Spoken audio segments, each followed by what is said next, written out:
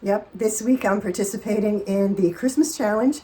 It's the Silver and Gold challenge, and it's hosted by Crystal at the Crafty Creech DIYs and Furniture Flips, and Heather from What Heather Did. And yeah, I'm trying something new. Let me just show you. So I have a very unique Art Deco style high chair that I got at an estate sale, I think for $1. And I am going to keep the theme, of course, and just build up on this Art Deco look. It works fabulously. I don't know if it's legal for a child or not, so I wouldn't advertise it as such. It will be for sale. I'm going to note all the specifications that I can find on it, whether it's labels, little notifications on the metal, anything else that I can find out about it. I want to say it's probably the 1940s. Yeah, 1930s to 1950s, say. And it has this very pretty tulip-shaped back. I searched and searched. I couldn't find one exactly like it. It does have a crack right here, and let me bring you a little closer so you can get a better look at it. So you can see that it has a crack.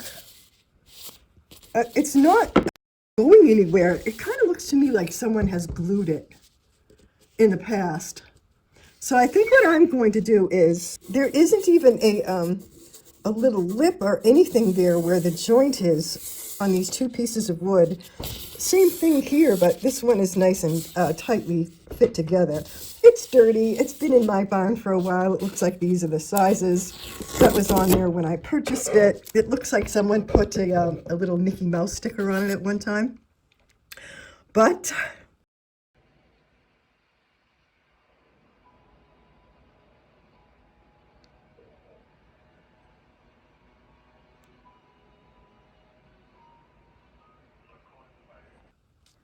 this is going to be wood and paint.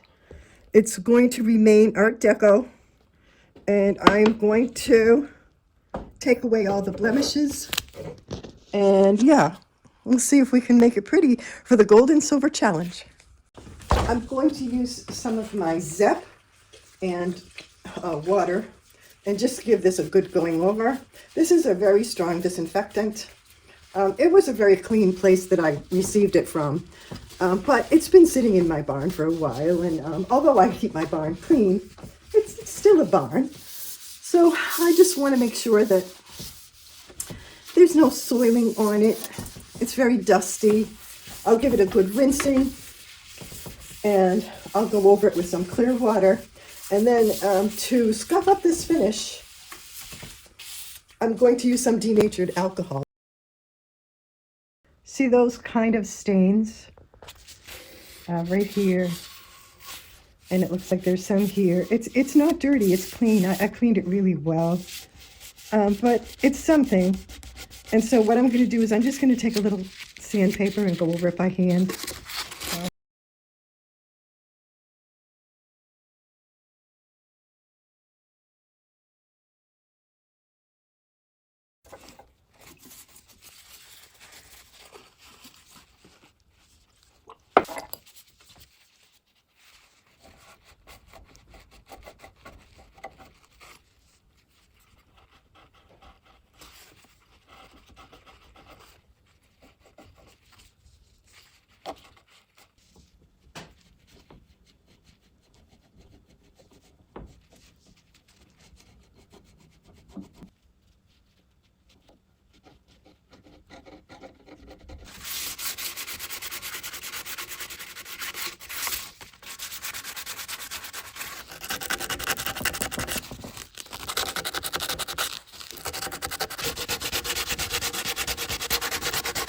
It looks like these are scratches. I'm going to try to see if I can put a hot, moist iron on that and see if I can get them out. And I just want to sand this surface, that's all. Because I want this surface to remain, the natural wood.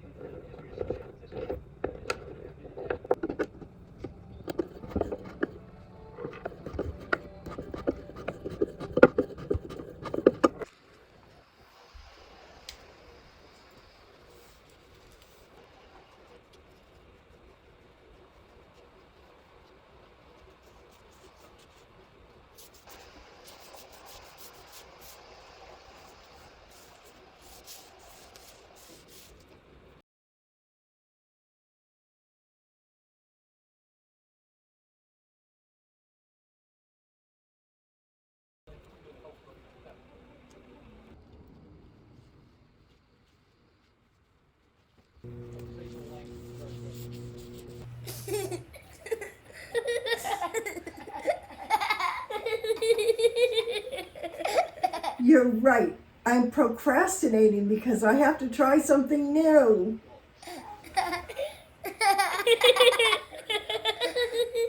I just wanted to show you some of my mindset when I'm trying to do a design.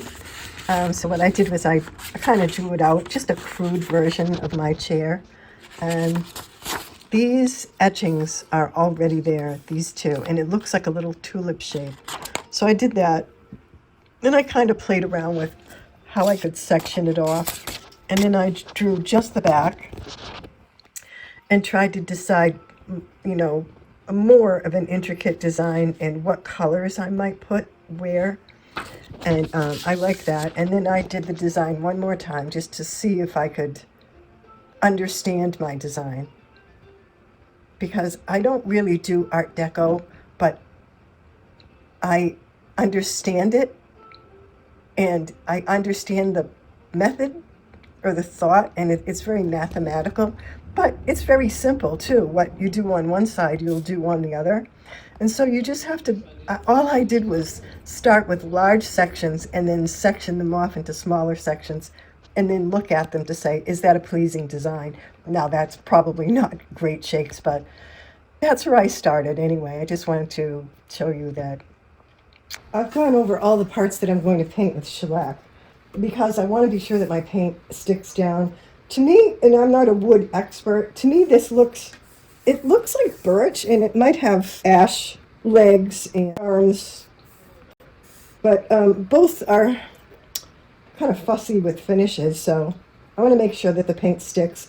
Another thing I want to make sure of is that if someone ever wants to do this over again and go back to the raw wood, that they can easily remove my paint finish. To be sure, you know, I covered the painted parts with shellac. I removed the tray, and once I'm done taping, I'm going to cover the seat and the parts that I'm not going to paint so that I don't get paint on them, and I'll protect the surface that way. I have my drawing here so I can kind of go by that, and I want to try to follow my plan. So that's what I'm doing now. I've never used this tape before, but it seems pretty straightforward and easy to use. So yeah, let's do that.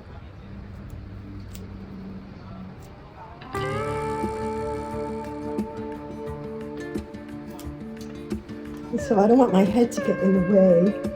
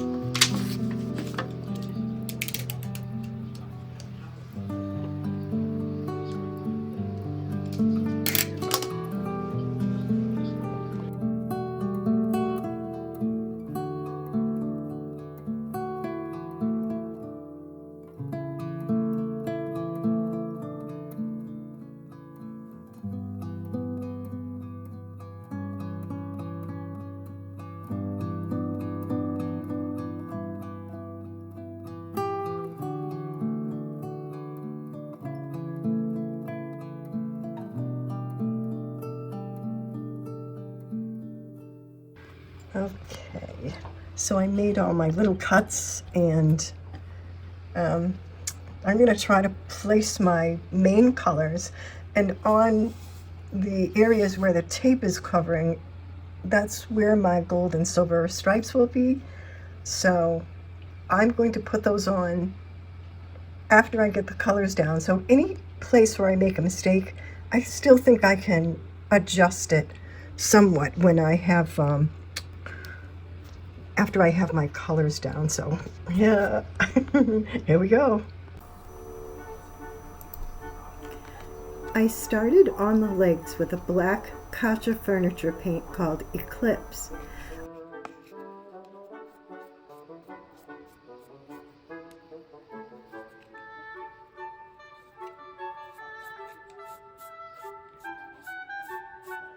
I blended this toward the seat with a lighter mixture of both the Eclipse and a Wavery paint called Sandstone, which is actually a beige. I made a nice gray with that paint.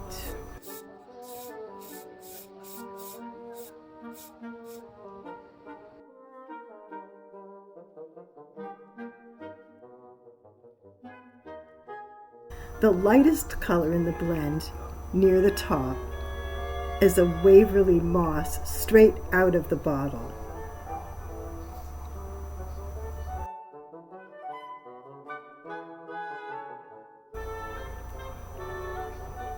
My green paint was a mix of Paint Couture Guac and Roll with Waverly moss.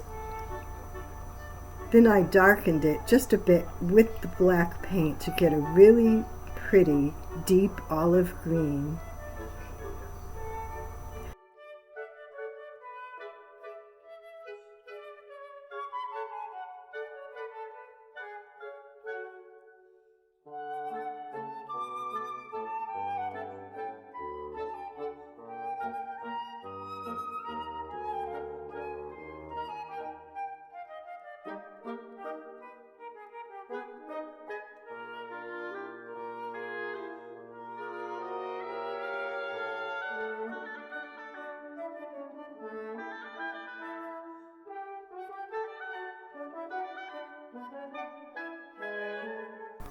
Then I blended the deep gray up into the olive green and the lighter green for a 3-color ombre finish.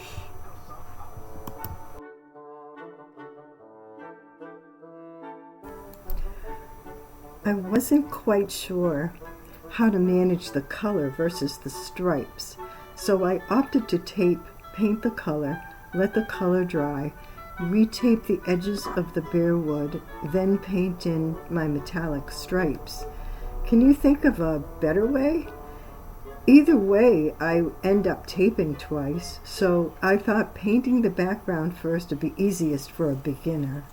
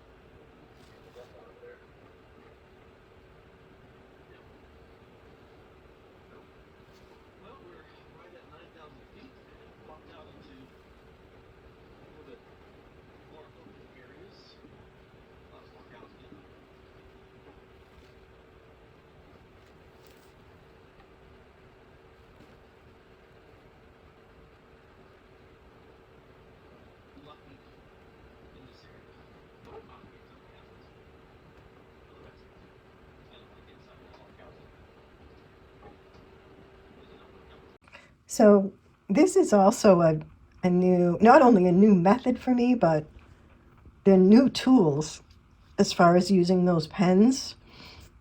I need to get used to using the tools, and I need to get used to doing the method.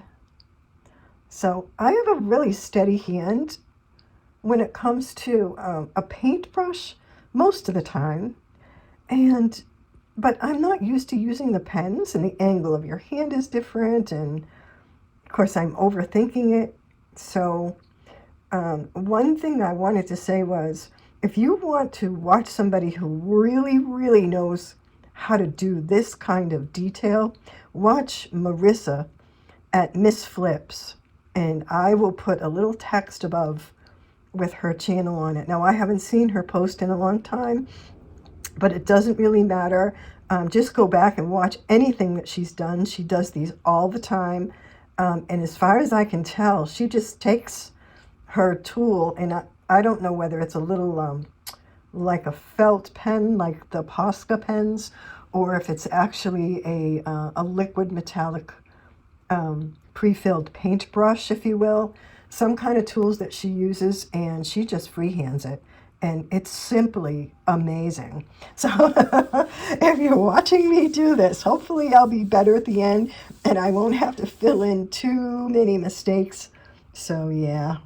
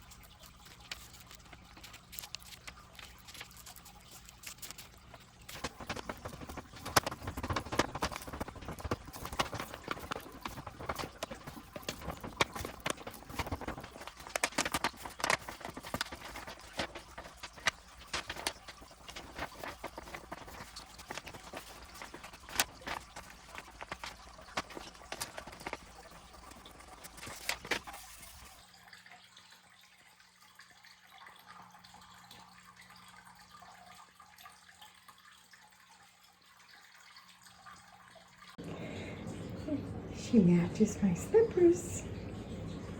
Yes, she does. Pretty. Here, kitty girl. Here, kitty girl. My favorite slippers ever.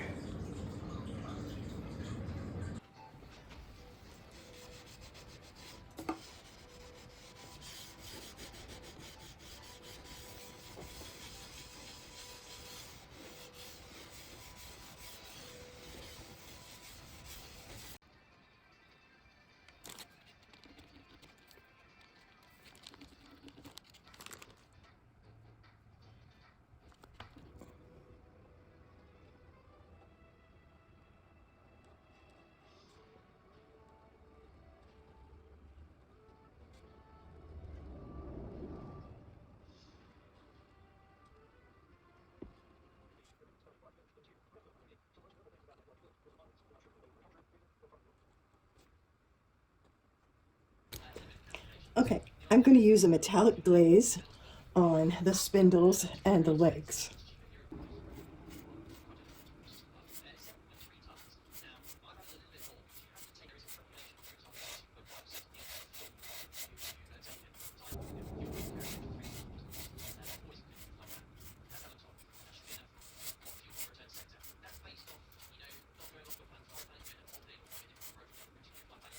Okay, so I'm going to do one of this, it's a Kacha, a bird song, and it's some leftover from another project.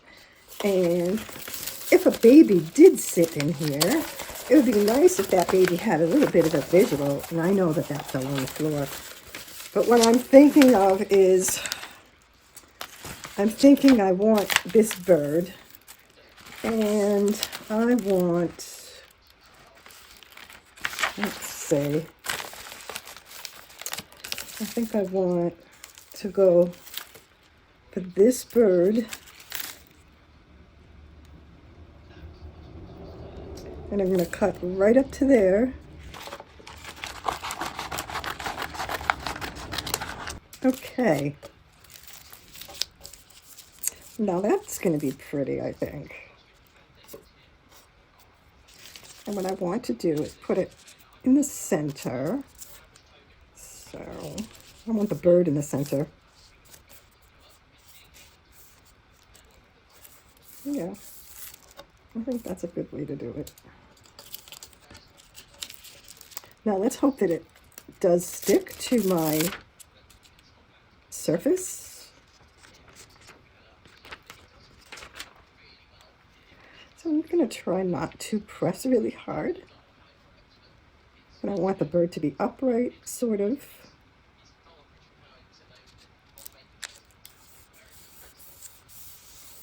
Okay.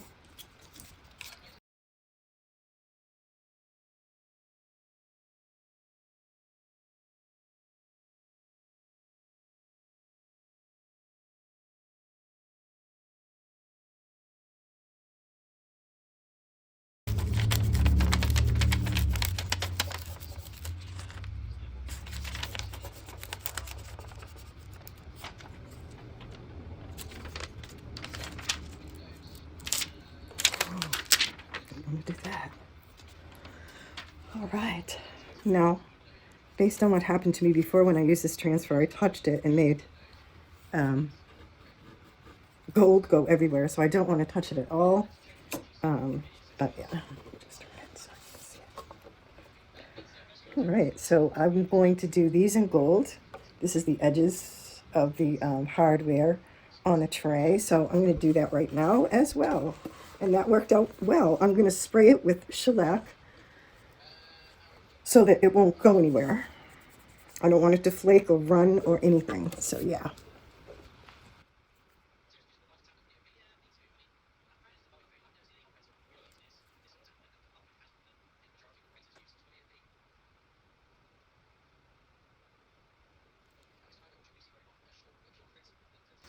So I'm going to use my King Gold. It's a little different color, but it's still really pretty. I'm going to try not to touch the wet paint.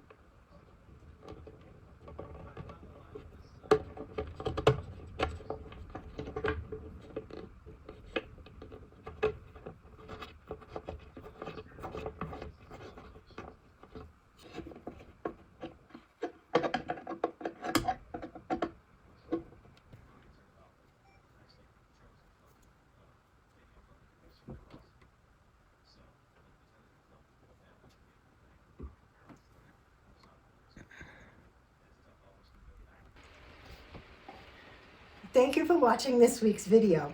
This week, I refinished a high chair and updated it and gave it a whole new look for the Gold and Silver Christmas Challenge, which is hosted by Crystal at the Crafty Creech, DIYs and Furniture Flips, and Heather from What Heather Did.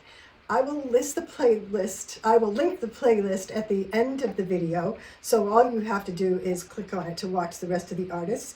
I did a new design for me, a little bit new, because this was closer to a strictly Art Deco design than I've ever done, except for the bird on the high chair tray. That was not really Art Deco, but it was gold, so there's that. I tried new tools, I tried a new style, and I tried a new design. And I think it worked out okay. It's something I would need to practice and get better at, but it was really fun. I had a really good time doing it. There's nothing wrong with the high chair. Everything is tight, everything is beautiful. It did have a little crack on the tray, but it was not significant as far as the integrity of the piece. So I added a lot of gold and silver. I did a transfer on the back, which is mainly in a dull silver. And then I did a 3-color blend in the main body of the high chair, the paint design. And the lower legs have a blend of black and gray and a top coat of black metallic glaze. It all came together really well. It still works well. I did add a couple of bumpers here so that it wouldn't mar the handles on the high chair. And so I'm going to call it a Gramma's high chair because I'm not 100% sure you would put a little toddler in it, but it might be something Gramma would want to have in her house. If she comes from that era, which would actually be a long time ago now. But yeah, you never know. It might make someone happy, and it makes a really cute piece of decor in the house regardless. So thank you for watching. If you watched this far, I really appreciate it. Again, I want to wish you a Happy New Year. Thank you to all the subscribers, all the watchers and viewers who watch my videos week after week. I really appreciate it. If you enjoyed it, please give it a thumbs up. If you're not subscribed, would you consider subscribing? And yeah, have a great rest of your week. Have a Happy New Year. And I wish you a new year full of all good and beautiful things. Take care.